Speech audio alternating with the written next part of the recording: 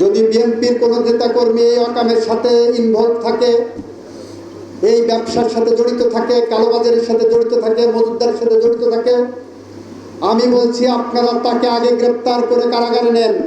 কালোবাজারি এবং মজুদদারির বিরুদ্ধে সেকশন 25-এর যে শাস্তির বিধান করা হয়েছে, প্রয়োজন বোধে সেই শাস্তি আমরা প্রয়োগ করলাম। তার সর্বোচ্চ শাস্তি মৃত্যুদণ্ড।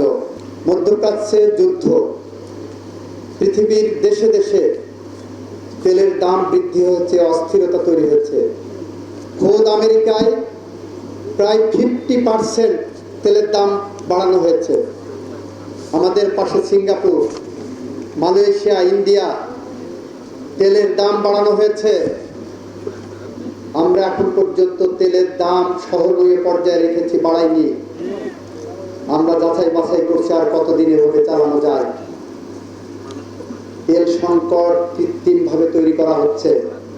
আপনি খোঁজ নেন আপনার লাঙ্গলবান্ধের পেট্রোল পাম্পে 2024 সালের ডিসেম্বর মাসের তালিকা নেন যে প্রতিদিন কত লিটার তেল আসতো এবং কত লিটার বিক্রি করতে হতো। আপনি খোঁজ নেন এখন প্রতিদিন কত লিটার আসছে, কত লিটার বিক্রি হচ্ছে। কোনো তারতম্য পাবেন না, বরং বেশি আমরা জমা দিচ্ছি। RICL TMX, যুগের পর যুগ স্থাপনা থাকে মজবুত। কিন্তু এই সংকট কেন তৈরি হচ্ছে? এই সংকটটা তৈরি হচ্ছে এক শ্রেণীর মানুষ অস্থিতিশীল পরিবেশ তৈরি করার জন্য মোটরসাইকেল নিয়ে এসে, গাড়ি নিয়ে এসে একই তেল একই দিনে 2-3 বার তারা লাইন দিয়ে তেল নিয়ে যে বাসায় রেখে বোতলে ভর্তি করে, ড্রামে ভর্তি করে এসে আবার তেল নিতে আসছেন। আমরা এতদিন শর্ট লাইনে ছিলাম।